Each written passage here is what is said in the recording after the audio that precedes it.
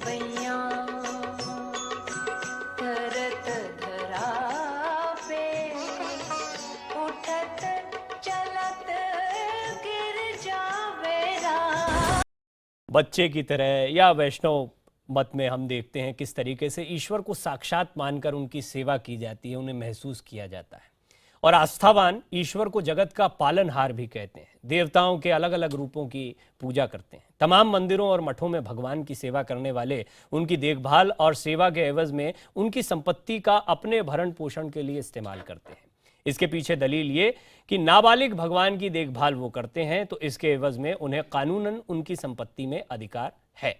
Rajasthan high court के सामने कुछ लोग जब इसके खिलाफ पहुंचे तो अदालत ने नाबालिग भगवान की संपत्ति पर राज्य सरकार का हक बता दिया। अब यह मामला सुप्रीम कोर्ट में है। देश की सबसे बड़ी अदालत करेगी फैसला, भगवान बालिग या नाबालिग। सुप्रीम कोर्ट बताएगा देवता को अपनी संपत्ति रखने के लिहाज से कानूनी तौर पर बालिग माना जाए या नाबालिग। छोटी छोटी बैया धरत धरा पे उठत चलत गिर जावे राम जी। भगवान बालिग है या नाबालिग? आप पूछ सकते हैं कि आखिर इस सवाल का क्या औचित्य है। जो भगवान दुनिया के पालनहार हैं, जो भगवान सृष्टि के रचयिता हैं, दुनिया को जिनकी संतान माना जाता है, उन्हें लेकर ये सवाल क्यों उठाए जा रहे हैं? सवाल केवल धर्म, आस्था, परंपरा या मानने न मानने का नहीं, सवाल कानून के नजरिए का भी है। ये सवाल उठा है राजस्थान से। सदियों से हिंदू मंदिरों की जमीन इसके मुख्य देवता के नाम रही है। इसे कोर्ट से मान्यता भी मिलती रही है। यहाँ तक कि अयोध्या राम जन्मभूमि विवाद में भी इलाहाबाद हाई कोर्ट ने रामलला के अधिकारों को बनाए रखा था। लेकिन राजस्थान हाई कोर्ट ने मंदिर के प्रशासन और उसके रख रखाव से जुड़े नियमों को उलट दिया। राजस्थान हाई कोर्ट के मुताबिक नाबालिग होने की वजह से देवता अपनी जमीनों और संपत्ति का उपभोग खुद नहीं कर सकते हैं, लिहाजा मंदिर की संपत्ति राज्य सरकार को दे देनी चाहिए। राजस्थान हाईकोर्ट का ये फैसला पुजारियों के लिए बड़ा झटका माना जा रहा है। असल में राजस्थान में कई ऐसे मंदिर हैं जिनके पास करोड़ों अरबों की संपत्ति है। पीढ़ियों से मंदिर के पुजारी और उनके परिवार मंदिर की देखभाल करने के साथ साथ उनकी जमीन जोतकर अपना भरण पोषण करते आए हैं। हाईकोर्ट के इस फैसले का मतलब है कि देवताओं से जुड़ी सारी जमीनें राजस्थान सरकार के नाम हो जाएंगी। यहाँ तक कि इन मंदिरों की जमीनों की नीलामी के लिए विज्ञापन भी जारी हो गए हैं। राजस्थान हाईकोर्ट के इस फैसले को याचिकाकर्ता की तरफ से सुप्रीम कोर्ट में चुनौती दी गई है। याचिकाकर्ता ने सुप्रीम कोर्ट में दलील दी कि हाईकोर्ट के इस फैसले से लाखों छोटे मंदिरों पर असर पड़ेगा, खासकर ग्रामीण इलाकों में। इसे धर्म के अधिकार का हनन तक बताया जाने लगा है। याचिकाकर्ता की तरफ से सुप्रीम कोर्ट की पूर्ववर्ती संस्था प्रिव काउंसिल का भी हवाला दिया गया है, जिसमें काउंसिल ने अपने फैसले में कहा था कि मंदिर का पुजारी उसकी संपत्ति का ट्रस्टी होता है और उसे अलग करके नहीं देखा जाना चाहिए। याचिकाकर्ता पुजारी ने सुप्रीम कोर्ट को बताया है कि हाई कोर्ट ने मंदिर से जुड़ी जोत वाली जमीन को जागीर एक्ट 1952 के तहत रजिस्टर्ड करने की जरूरत बताई। यही नहीं, हाई कोर्ट ने यह भी कहा कि पुजारी की अर्जित जमीन राज्य सरकार को दे देनी चाहिए। ये दोनों बातें आपस में विरोधाभासी हैं। अब सुप्रीम कोर्ट को यह फैसला करना है कि क्या देवता को अपनी संपत्ति रखने के लिहाज से कानूनी तौर पर नाबालिग माना जाए या उनके मंदिर और उससे जुड़ी संपत्ति को उनकी सेवा और देखभाल करने वाले पुजारी को उपभोग करने के लिए दिया जाए। Bureau report, IBN 7। बात सिर्फ एक मंदिर तक, एक राज्य तक सीमित नहीं रहेगी। अब मामला सुप्रीम कोर्ट में आया है, जाहिर सी बात है बड़ी बहस बनेगी और इससे बहुत से मंदिरों पर और उसके रखवाली करने वाले या उसमें पूजा करने वाले लोगों पर बड़ा असर पड़ सकता है। और बड़ा सवाल यह है कि भगवान बालिग हैं या नाबालिग, और यही है आज का मुद्दा। और इस पूरे मामले में कई सवाल खड़े हो रहे हैं। पहले ये सवाल आपके सामने रखते हैं। भगवान की सेवा को पुण्य कहने वालों को क्यों मिले उनकी संपत्ति के भोग का हक, जैसा कि हाईकोर्ट ने कहा है? क्या पुजारियों को सेवा के एवज में निश्चित वेतन नहीं दिया जाना चाहिए? मंदिरों की संपत्ति पर राज्य सरकारों का हक क्यों नहीं होना चाहिए? चौथा अहम सवाल है, क्या कोर्ट को धर्म के मामलों में दखल देने से बचना चाहिए? आस्था, कानून इन दोनों का जब मेल होता है तो एक अलग स्थिति या जैसी स्थिति अभी दिखाई दे रही है, इस तरह की स्थितियां सामने आती हैं। कोर्ट का फैसला हर धर्म के पूजा स्थलों पर क्यों ना लागू, सिर्फ मंदिरों तक ये बात क्या सीमित रहेगी, एक बड़ा सवाल ये भी रहेगा, और क्या रहनी चाहिए, इस पर हम बातचीत करेंगे। मंदिर की जमीन के इस्तेमाल के लिए भगवान बालिग है या नाबालिग, इस मुद्दे पर बात करने के लिए मेरे साथ जो खास मेहमान आज का मुद्दा में मौजूद हैं उनका परिचय आपसे करवा देता हूं। हमारे साथ मुंबई से मौजूद हैं धर्म उपदेशक एच.एस. रावत, दिल्ली से सुप्रीम कोर्ट की वकील ऐश्वर्या भाटी जी मौजूद हैं, स्टूडियो में मौजूद हैं ज्योतिषाचार्य वाई राखी, और साथ ही साथ ज्योतिषाचार्य राजकुमार शास्त्री जी मेरे साथ मौजूद हैं, और जयपुर से वकील मेजर आर.पी. सिंह मेरे साथ जुड़ रहे हैं, और मेरे साथ उत्तर प्रदेश के पूर्व डीजीपी विक्रम सिंह जी भी जुड़ रहे हैं। आप सभी का बहुत बहुत स्वागत है। मैं सबसे पहले जाना चाहूंगा मेजर आर.पी. सिंह के पास, जो कि मंदिर के वकील भी हैं। सिंह साहब, पहले तो ये मामला अभी किस तरीके से, हम जब बात कर रहे हैं, दर्शक इस वक्त आपको देख रहे हैं, तो कानूनी पक्ष, आस्था का पक्ष, पुजारी का पक्ष, भगवान का पक्ष, और फिर उसमें कोर्ट, हमारा संविधान, हमारा कानून क्या कहता है, जरा थोड़ा सरल भाषा में समझाएं कि ये मामला अभी कहां स्टैंड कर रहा है, क्या स्थिति मंदिर की है और क्या स्थिति उन लोगों की है जिन्होंने इसके खिलाफ याचिका दायर की। देखिए, इसमें एक बात तो स्पष्ट है कि मूर्ति को शाश्वत नाबालिग माना गया है। इसमें जो पहले माना गया था और अब जो मान्यता है उसमें कोई फर्क नहीं है। एक फर्क सिर्फ ये है कि Rajasthan resumption of Jagir act जो 52 में आया था, उसके तहत सब जागीरें रिज्यूम की गई थी। जो मंदिरों की जमीन है उसको भी एक तरह से जागीर माना गया। और इसमें यह था कि जो टेनेंसी एक्ट 55 जब आया तो उस वक्त अगर इन जमीनों पर जो जागीरदार थे वो अगर खुद काश्त कर रहे थे या किराएदार से काश्त करवा रहे थे, तब तो वो जागीरदार के पास रहेगी। और अगर किसी और को ये काश्त के लिए दे रखी थी तो जो खेती कर रहा था उसके नाम पर हो जाएगी।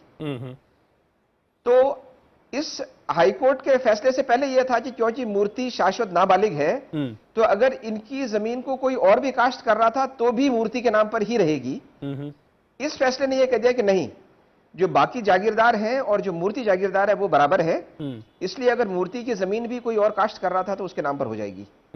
इसका मोटा इस पे देखिए, एक तो मेजर साहब, इसका जो मामला है उसकी तकनीकी पहलू है और वो एक छोटा मामला है। एक जो बड़ा मामला आता है वो ये कि मूर्ति बालिग या नाबालिग, ये कैसे तय हुआ कि मूर्ति नाबालिग है? ये तो शुरू से ही इसके मामले में तो कोई डिस्प्यूट भी नहीं है। न तो ये मुद्दा कभी था, न है, न होगा कि मूर्ति तो नाबालिग ही है और शाश्वत नाबालिग है। इसकी देखभाल के लिए इसके पुजारी या सरकार या जो भी है, पर ये इसकी देखभाल जो है या इसकी संपत्ति की देखभाल कोई संरक्षक ही करेगा। ये कोई पेचीदा मसला नहीं है। नहीं, क्या इस पे भी क्योंकि हमने देखा है, एक तो होता है कानूनी तौर पर जब बात होती है तो उसमें कुछ पक्ष रखे जाते हैं, कुछ बातें रखी जाती हैं। तो जब मूर्ति को नाबालिग कहा गया तो उसके पीछे क्या क्या वजह बताई गई? वो तो इसलिए कि जैसे एक बच्चा अपनी संपत्ति की खुद देखभाल नहीं कर पाता तो उसके लिए हमेशा कोई गार्डियन नियुक्त किया जाता है। तो उसकी नाबालिगी में वैसे तो उसके माँ बाप होते हैं गार्डियंस, और अगर जिसके माँ बाप नहीं होते तो उसको कोर्ट उसके लिए वो गार्डियन नियुक्त कर दिया करते हैं। तो इसलिए बच्चे की संपत्ति या उसके इंटरेस्ट की देखभाल हमेशा ऐसे किसी और द्वारा की जाती है। सिंह साहब, ज्योतिषाचार्य राजकुमार शास्त्री आपसे कुछ पूछना चाहते हैं, एक मिनट उनकी बात सुन लीजिए। हाँ शास्त्री जी। सिंह साहब, आपसे मैं एक बात पूछता हूं कि जहां भगवान की जो प्राण प्रतिष्ठा की गई है मंदिरों में, वहां कृष्ण की प्राण प्रतिष्ठा तो वंशीधारी के रूप में है, लेकिन जहां भगवान श्री राम की प्राण प्रतिष्ठा है वो धनुर्धारी के रूप में है। भगवान श्री राम धनुष धारण करते हैं। तो क्या 18 वर्ष से कम आयु का जो बालिग है, क्या उसको शस्त्र धारण करने का अधिकार कानून देता है? उसको शस्त्र धारण करना चाहिए। उसको तो ड्राइविंग लाइसेंस भी नहीं मिलता है, तो शस्त्र धारण कैसे कर सकता है?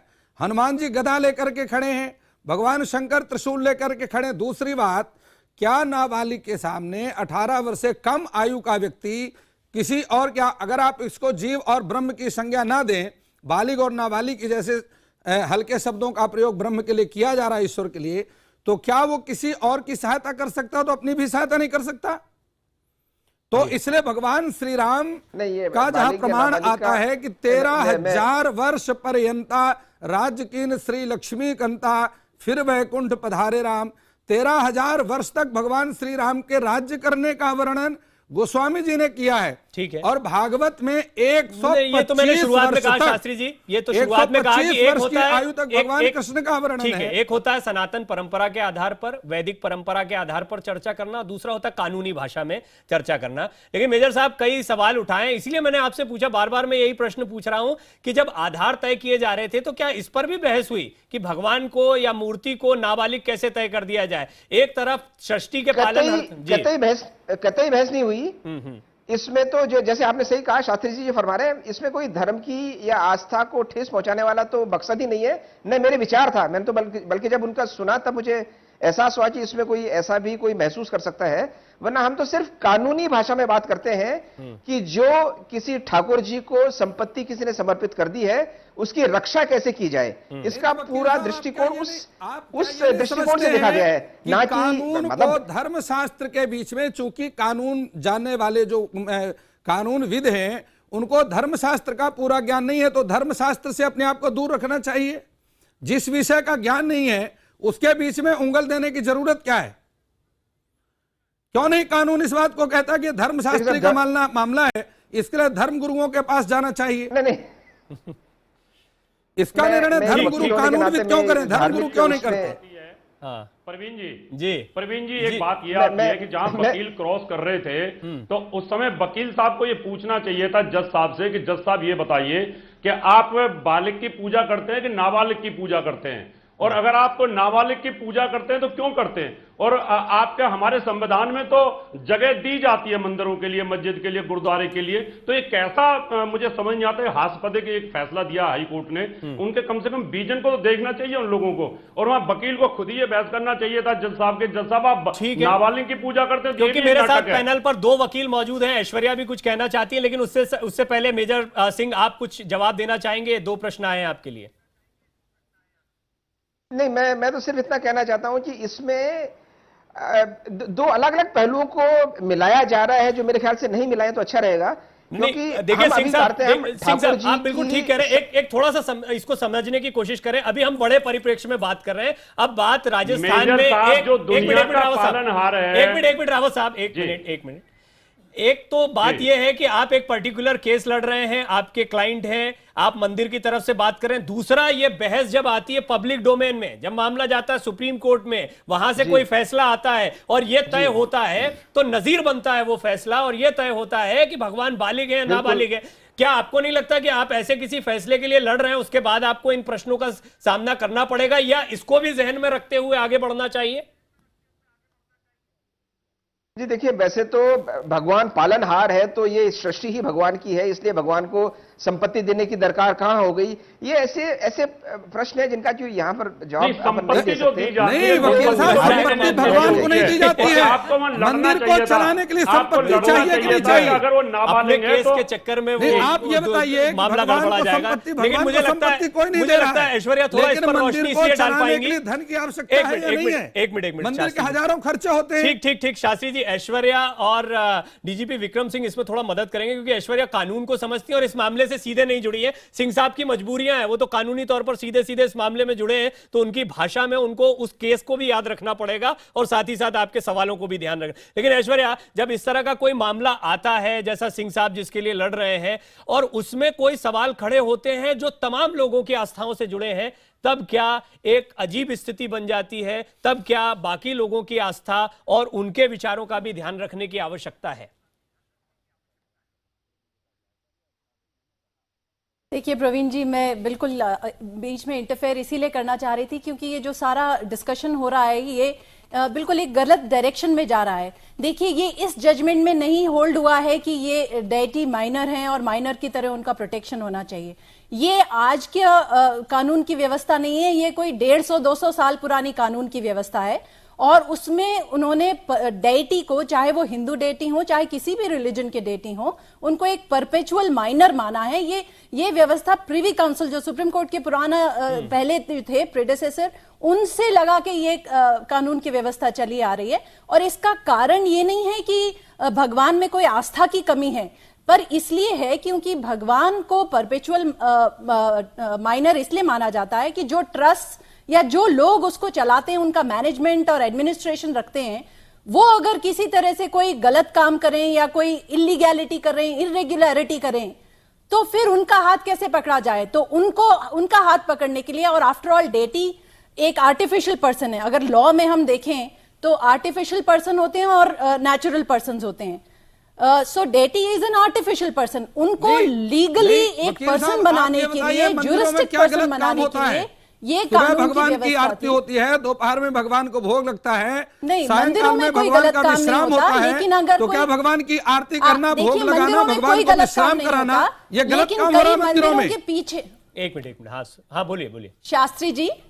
शास्त्री जी, मैं उसकी बात नहीं कर रही हूं, पर कई जगह हमने देखा है कि कई इरेगुलर तरीके से कोई भगवान की जमीन का इरेगुलरिटी हो सकती है, कोई इलीगैलिटी हो सकती है। जो लोग उसके हेल्म ऑफ अफेयर्स में हैं, अगर वो कोई किसी तरह की इलीगैलिटी करेंगे एक बात को तो ध्यान फिर रखिए, जो डेटी का भगवान के प्रोटेक्शन मंदिर में कैसे जाता होएगा? है, ठीक उस है, प्रोटेक्शन ठीक है, भगवान की की वजह से कृपा कोई पाने के लिए पर्पस जाता है, बनवाना वहां है। धन पर किसी का ये कोई वन टू लालच वन नहीं होता है। कम्युनिकेशन हो जाएगा। रुक जाइए एक मिनट, पैनल में और भी लोग मौजूद हैं।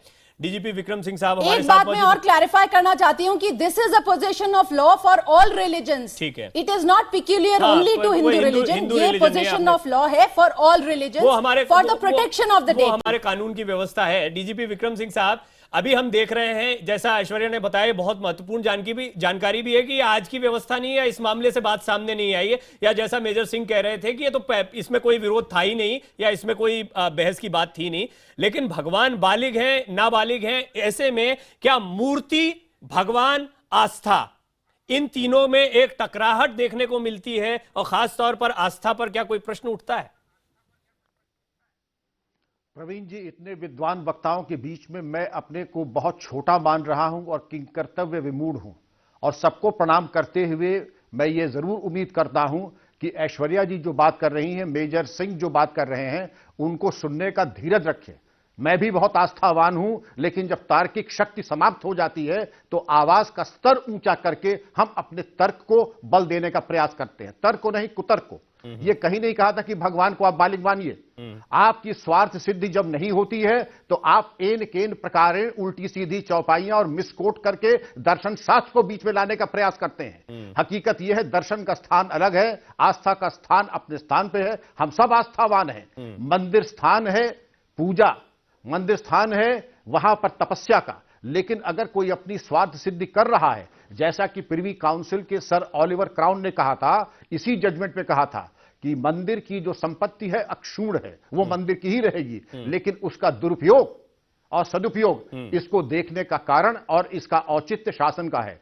और इस प्रकरण में भी जो नहीं बताया गया है कि मंदिर के पुजारियों ने नाजायज तरीके से मंदिर की संपत्ति को बेचा था, तो क्या यह उचित किया था? आप बाल को गोपाल नहीं समझते हैं, मात्र को शक्ति नहीं मानते हैं, लेकिन वही है कि जो भगवान हमारे हैं, जिनका चढ़ावा मेरी जेब में जाए, वो तो है भगवान। लेकिन अगर चढ़ावा गलती से कहीं दरिद्र नारायण के पास चला गया तो वो औचित्यपूर्ण नहीं है। ठीक है, सारा राखी- खेल इसी बात का है।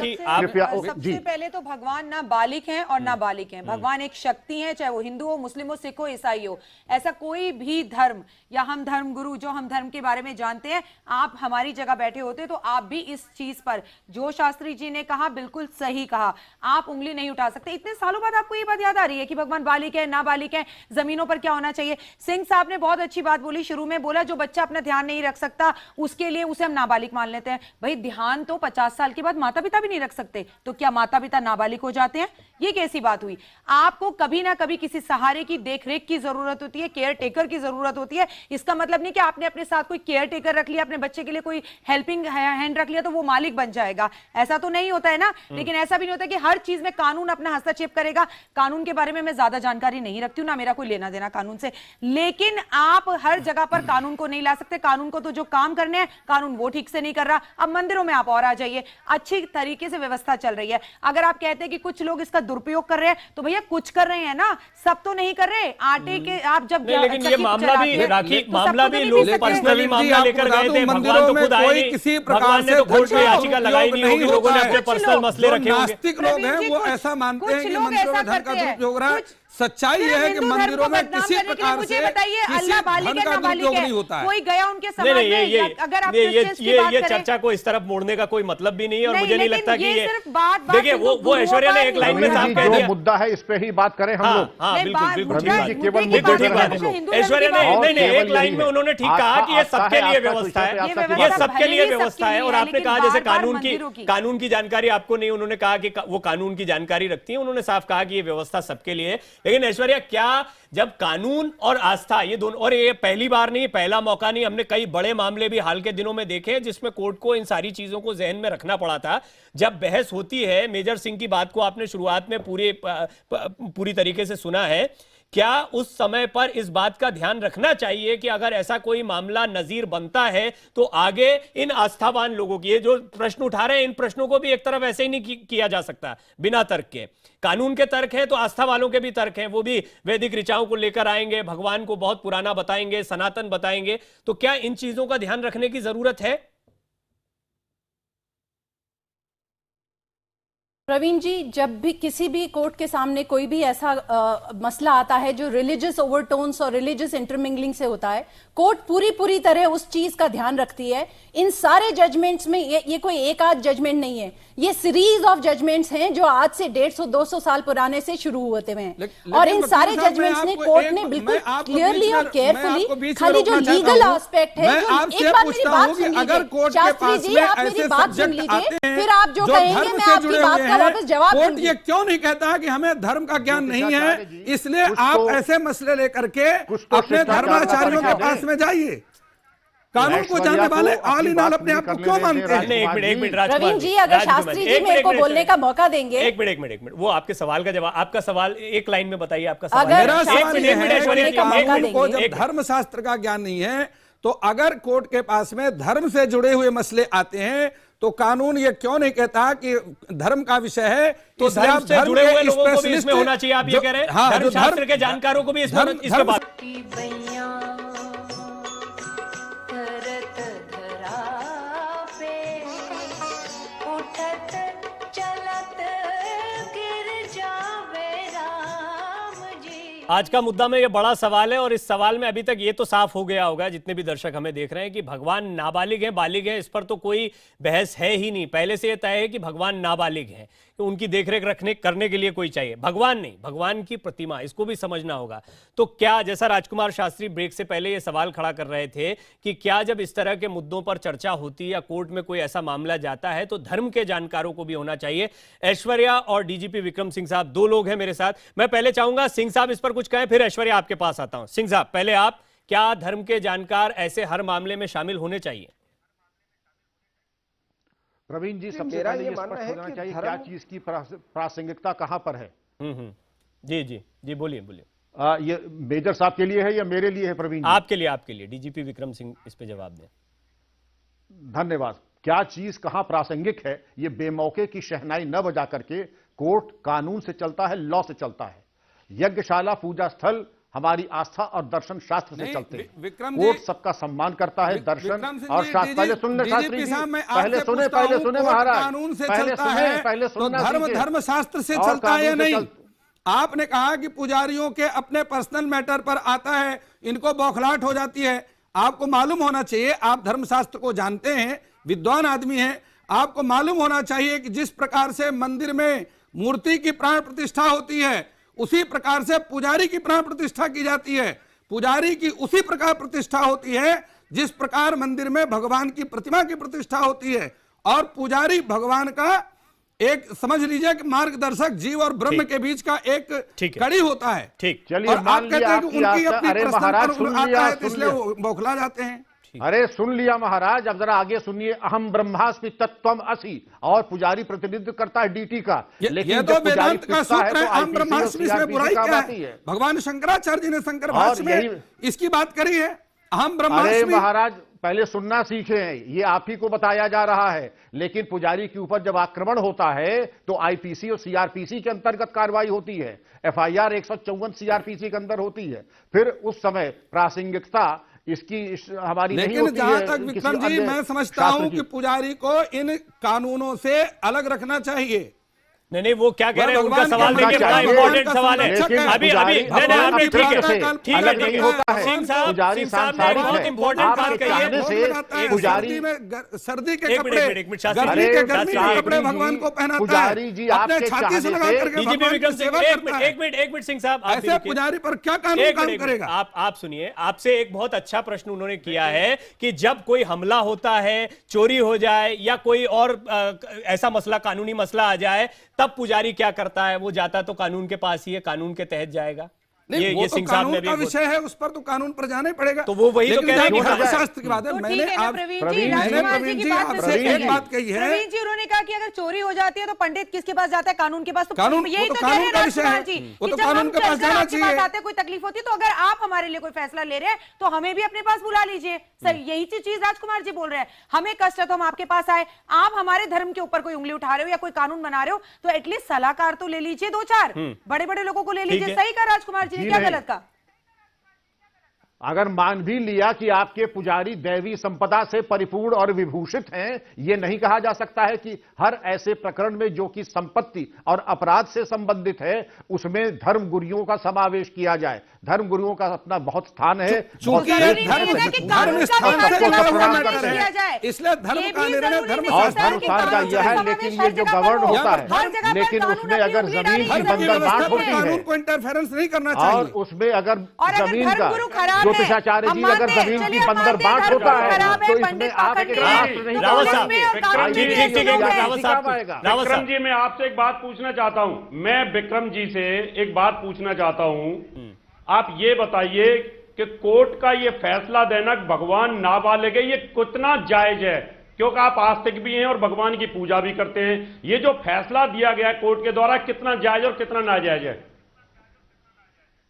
कोर्ट का फैसला इसकी आस्था के ऊपर है ही नहीं, और कोर्ट कभी भी धर्म पे चोट नहीं करता है। मेरा आप सबसे निवेदन है कि पहले जजमेंट को पढ़ लें। कोर्ट ने ये कहीं नहीं कहा है, कोर्ट ने लेकिन केवल विक्रम जो जी, एक पुजारी बात जी बता हैं दूं, कुछ उनमें दिनों से भ्रष्टाचार कोर्ट की और जो कदाचार। जजमेंट आ रही है, पहले आप सुनिए कि आदत डालें, अगर आप सुनेंगे नहीं तो मैं भी बात देने आपकी बात देने के लिए आपका जब तक सिंह साहब एक मिनट, हल्का पड़ जाता है तो आप आवाज की पिच ऊंची कर सिंह साहब लेते एक मिनट, हैं। एक मिनट, ये एक बहुत चीज ही आपत्तिजनक है। सिंह साहब एक चीज और मैं कहना चाहता हूं, ये मंच कोर्ट के फैसले को जायज या नाजायज कहने के लिए नहीं है। हम लोकतांत्रिक देश में हैं, हम कोर्ट को मानने वाले लोग हैं, वहां पे नाजायज जायज कहने वाली कोई बात ही नहीं है। दूसरी बात है, हम आस्था की बात कर रहे हैं, कानून की दो अलग अलग भाषाएं हैं। ये डिबेट चल रही है कि क्या आस्था, जो लोग आस्था रखते हैं ईश्वर में वो, और दूसरे जो कानून की भाषा में कानून के पास आस्था से जुड़े हुए मसले लेकर जाते हैं।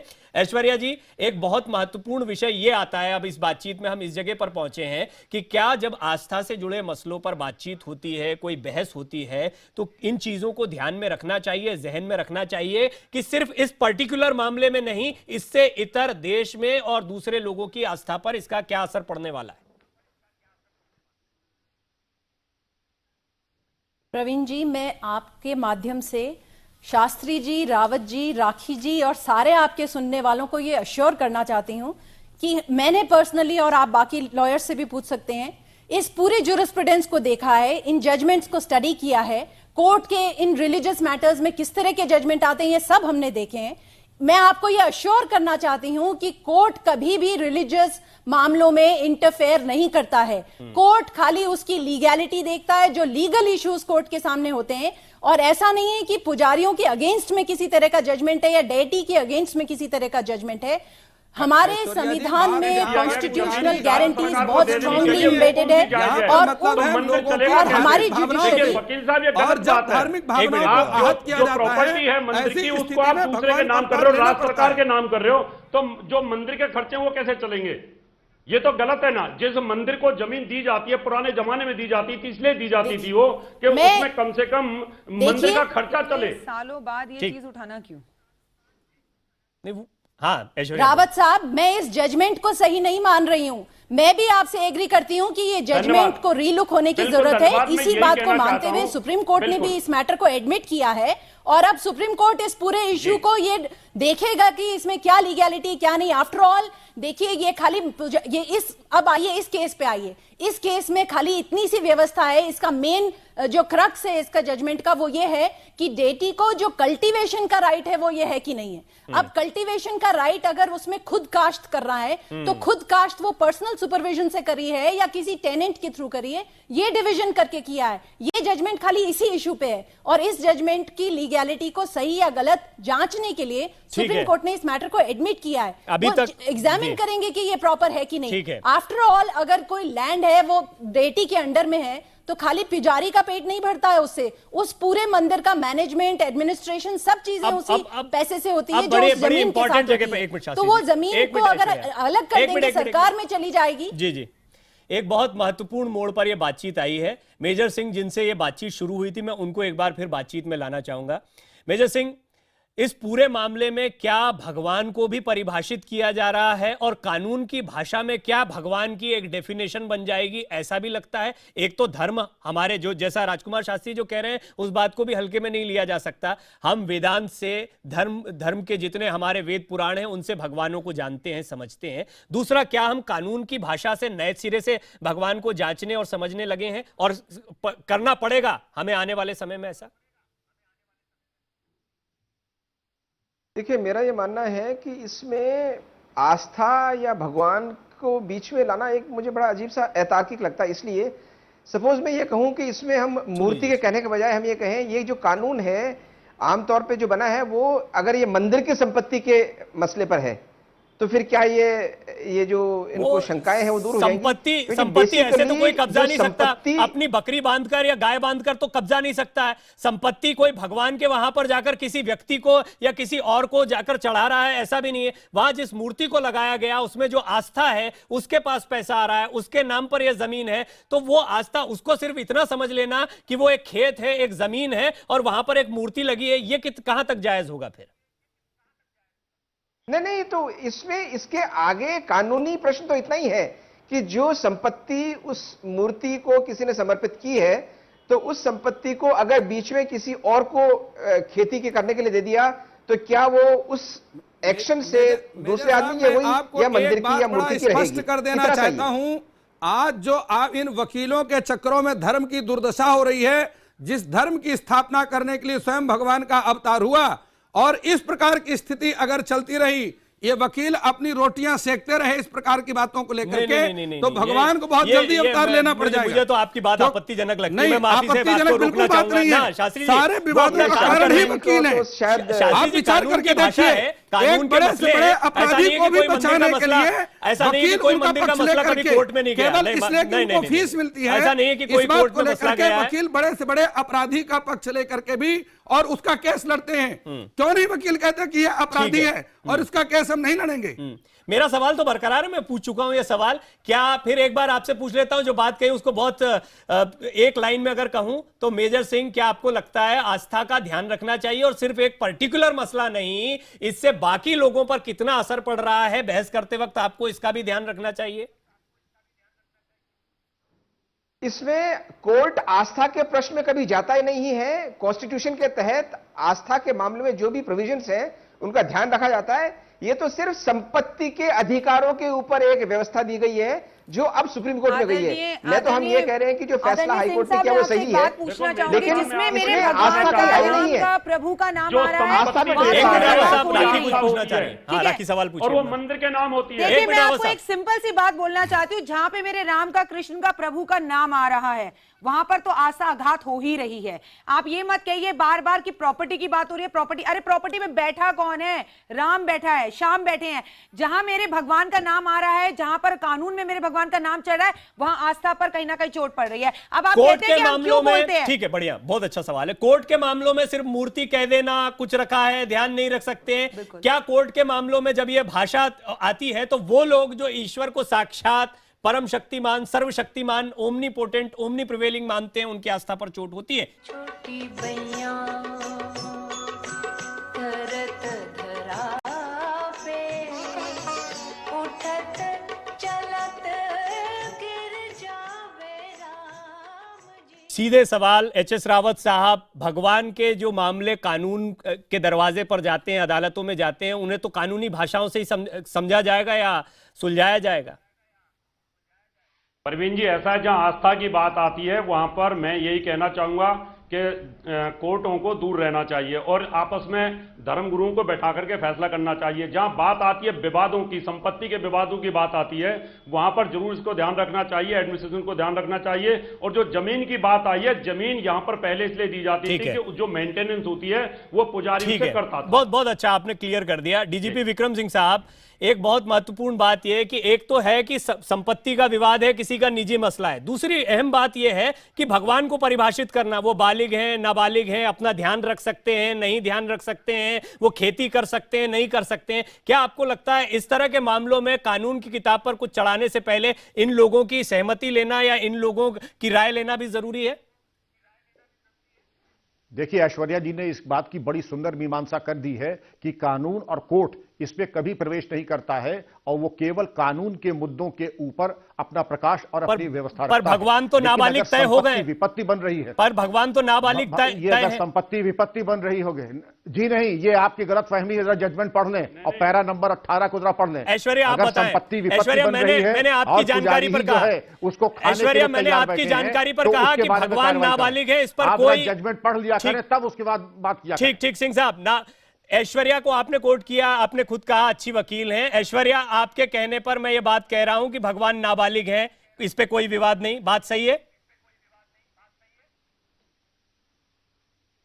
प्रवीण जी, जो भगवान को परपेचुअल माइनर माना है वो भगवान के खुद के प्रोटेक्शन के लिए माना है। नहीं, नहीं, मेरा सीधा सवाल का जवाब दीजिए ऐश्वर्या, एक्सप्लेन मत करिए। भगवान नाबालिग है, भगवान नाबालिग है for a legal juristic purpose, आस्था के लिए नहीं, only for the purpose of property.